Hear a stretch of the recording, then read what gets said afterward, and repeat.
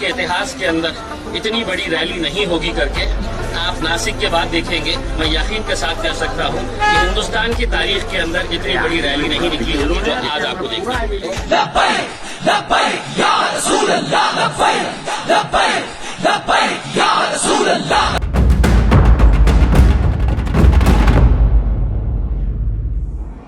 नमस्कार, आदाब, सत श्री अकाल, जय भीम, जोहार। मेरा नाम है नवीन कुमार।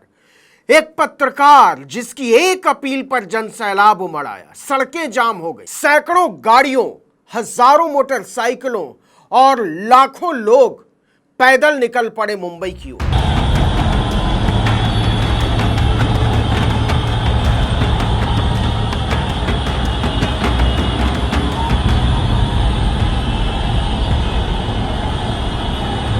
ये लोग किसके कहने पर आए हैं और क्यों आए हैं और इसके पीछे की राजनीति क्या है? उस आदमी का नाम है इम्तियाज जलील, एक पूर्व पत्रकार, एक पूर्व सांसद और अब एक ऐसा इनकलाबी जिसके पीछे के जमावड़े को देखकर उद्धव ठाकरे से लेकर शरद पवार और नाना पटोले तक सकते में। राहुल गांधी हैरान है कि इनके साथ करना क्या है। इसको समझेंगे, लेकिन इसको समझने से पहले जरा उस भाजपा विधायक और केंद्रीय मंत्री नारायण राणे के बेटे का अहमदनगर में दिया गया वो बयान सुन लीजिए, जिसने महाराष्ट्र के चुनाव में असदुद्दीन ओवैसी की धमाकेदार एंट्री का काम आसान कर दिया। अगर हमारे रामगिरी महाराज के तरफ गांडू ने समझ लो पाहिजे ना,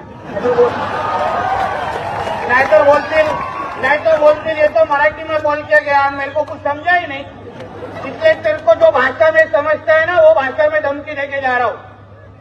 हमारे रामगिरी महाराज के खिलाफ अगर कुछ भी मस्ती तुम लोगों ने किसने भी की तो तुम्हारे मस्जिदों के अंदर आके चुन चुन के मारेंगे, इतना ध्यान में रखो। नीतीश राणे के इस भड़काऊ बयान को लेकर अहमदनगर जिले के श्रीरामपुर और तोपखाना पुलिस में दो अलग अलग मौकों पर भड़काऊ भाषण देने के आरोप में एफआईआर दर्ज की गई, लेकिन गिरफ्तारी नहीं हुई।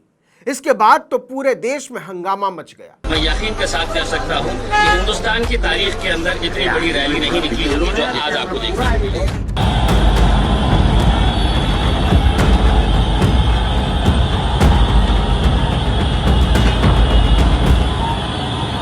असदुद्दीन ओवैसी ने अपने नेता और पूर्व पत्रकार इम्तियाज जलील को आगे किया और जलील ने तिरंगा यात्रा का ऐलान कर दिया, अपील की कि हम मुंबई की तरफ आगे बढ़ेंगे और इस अपील के बाद जो हुआ वो आपके सामने है। अगर सरकार चाहती है कि हमने सड़क के ऊपर आना तो सुन ले सरकार, हम सड़क पे आने के लिए भी तैयार हैं और ये भी सुन लो, अगर तुम रोक सकते हैं तो रोक लो।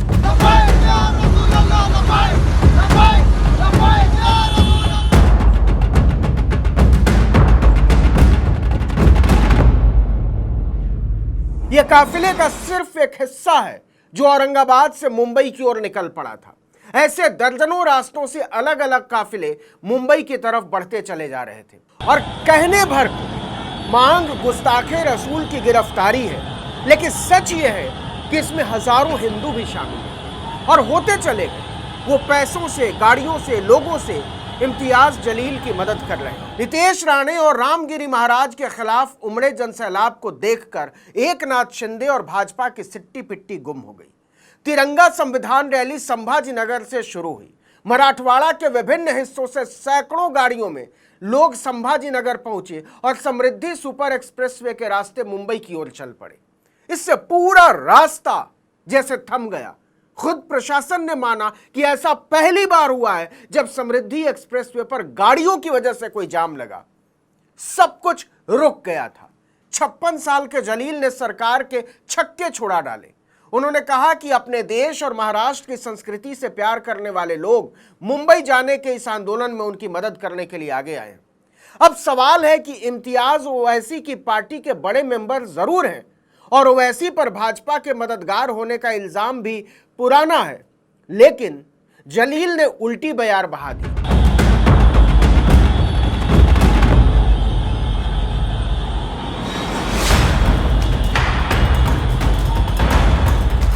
और इस बयार में भाजपा से लेकर शिंदे तक पत्ते की तरह कांप उठे। क्योंकि उन्होंने तिरंगा, ज्योतिबा फुले, साहू जी महाराज, बाबा साहब अंबेडकर और शिवाजी महाराज तक का नाम लेकर मुंबई की तरफ कूच किया है। वो कह रहे हैं कि जिन लोगों ने महाराष्ट्र की संस्कृति को भुला दिया है, उन्हें हम इसकी याद दिलाने के लिए मुंबई जा रहे हैं।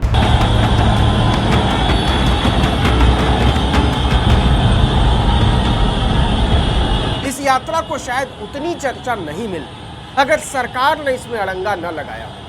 जलील ने कहा कि उन्होंने पहले गंगापुर और संभाजी नगर के वैजापुर के रास्ते मुंबई जाने का फैसला किया था, लेकिन सरकार पुलिस का इस्तेमाल करके गंदी राजनीति पर उतर आई। उन्होंने कहा गंगापुर में एक हिंदुत्व समर्थक संगठन को मार्च के लिए बुलाया गया। वहां बुलाए गए लोग मंच पर खड़े होते और सिर्फ एक खास समुदाय को निशाना बनाते हैं। इम्तियाज जलील कहते हैं कि हम किसी भी तरह का कोई टकराव नहीं चाहते, इसलिए किसी भी तरह के संघर्ष से बचने के लिए हम अपनी तिरंगा संविधान रैली को समृद्धि एक्सप्रेसवे के रास्ते आगे ले गए। 5 दिन के बाद आपको बताया जाएगा कि सड़क के ऊपर कैसा निकला जाए, मुंबई की तरफ कूच कैसा किया जाए। कायदे से देश चलता है, महाराष्ट्र के अंदर कायदा है, कोई गुंडा राज नहीं चल रहा है, और आप डराने का है तो किसी और को डराइए। इम्तियाज जलील ने एक वीडियो संदेश जारी करके अलग अलग क्षेत्रों के लोगों से समृद्धि एक्सप्रेसवे के रास्ते पर रैली में शामिल होने की अपील की थी। जैसे जैसे खबर फैलती गई, लोग तिरंगा रैली में जुड़ते चले गए। देर शाम वो मुलुंड टोल नाके पर पहुंचे। मुंबई में प्रवेश करने की बहुत कोशिश की, लेकिन उन्हें एंट्री नहीं मिली। इस जनसैलाब को देखकर सरकार हिल गई है। भाजपा और कांग्रेस दोनों खेमों के लोग इसके नफे नुकसान का हिसाब लगा रहे हैं। एक तरफ भाजपा को लग रहा है कि नीतीश राणे के बयान के बाद असदुद्दीन ओवैसी ने उसका काम आसान कर दिया है, क्योंकि मामले को हिंदू बनाम मुसलमान बनाने में बड़ी सहूलियत होगी। तो दूसरी तरफ कांग्रेस नेतृत्व वाले महाअघाड़ी को लग रहा है कि जिस तरह से इस यात्रा में हिंदुओं और दूसरे गैर मुस्लिम धर्मों के लोगों ने भागीदारी की है, उससे भाजपा के इरादे धरे के धरे रहेंगे।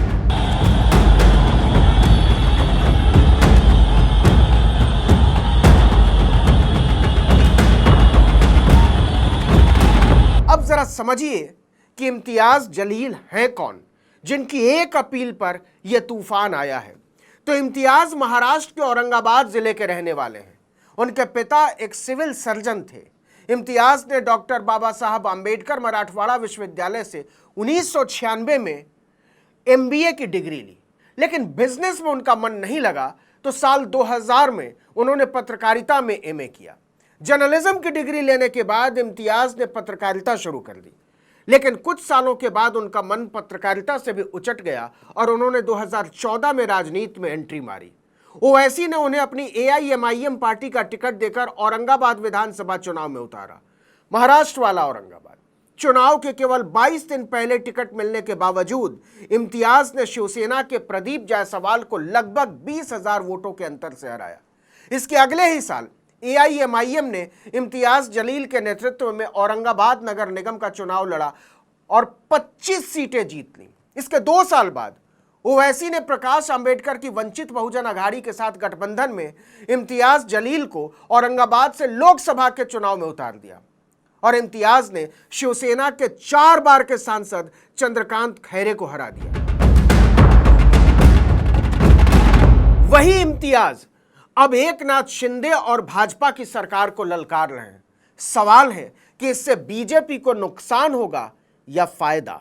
हिसाब यह भी लगाया जा रहा है कि अगर ओवैसी ने इम्तियाज को जाने अनजाने में बीजेपी की बी टीम का हिस्सा बना भी लिया है, तो वो कितने दिनों तक ओवैसी के काबू में रहेंगे, क्योंकि ये बात सच है कि जो सैलाब इम्तियाज जलील के पीछे उमड़ा है, उसने उन्हें ओवैसी पर निर्भरता से मुक्त कर दिया है। इस वीडियो में इतना ही, लेकिन अगर आपने आर्टिकल 19 इंडिया को अब तक सब्सक्राइब नहीं किया है तो फौरन कर दीजिए, बेल आइकॉन दबाइए, घंटी जैसी आकृति लाइक कीजिए और कमेंट करके बताइए हमारा वीडियो आपको कैसा लगा। हमारा ट्विटर हैंडल है article19_India और मेरा ट्विटर हैंडल है नवीन जर्नलिस्ट। नमस्कार।